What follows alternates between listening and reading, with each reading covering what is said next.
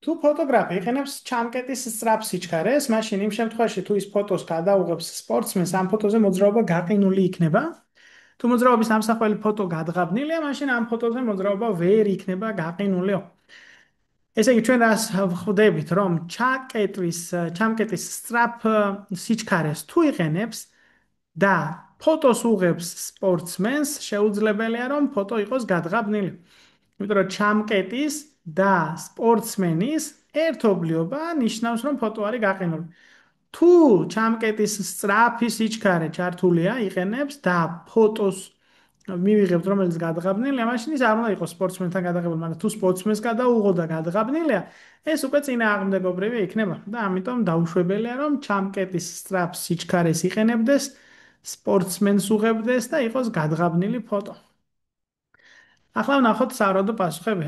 თუ ფოტოგრაფი იყენებს ჩამკეტის სწრაფ სიჩქარეს, ოკეი, ანუ ამოქმედდა ეს პირობა. მაშინ იმ შემთხვევაში თუ მის მიერ გადაღებული სპორტსმენის ფოტო არ არის გადღაბნილი, ამ ფოტოზე მოძრაობა არ არის გაყინულიო. ნუ არასწორია.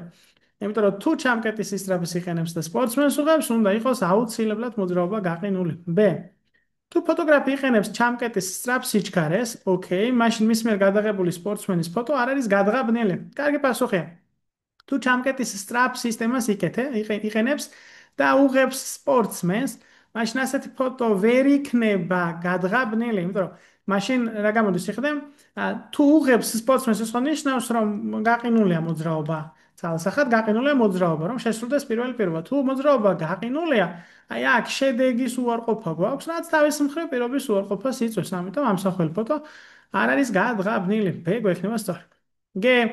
თუ ფოტოგრაფი არ იყენებს ჩამკეტის სწრაფ სიჩქარეს, ამ დროს ჩვენ ვერ ვიმსჯელებთ ვერაფერზე, იმიტომ რომ აი ეს პირველი ნაწილი როცა იყო, ჩვენ აღარ გვაქვს ლოგიკურად გაგრძელების შესაძლებლობა მსჯელობისა და ყველგან ერთ და იგივე სცენარია. მაშინ იმ შემთხვევაში რა მოხდება?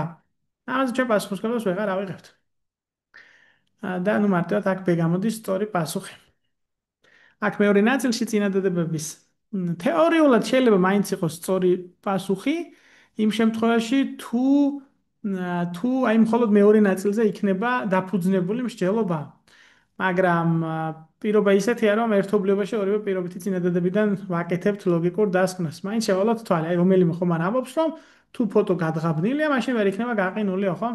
აქ ამბობს, რომ თუ ფოტო გადაუღო სპორტსმენსო და უკვე არასწორია.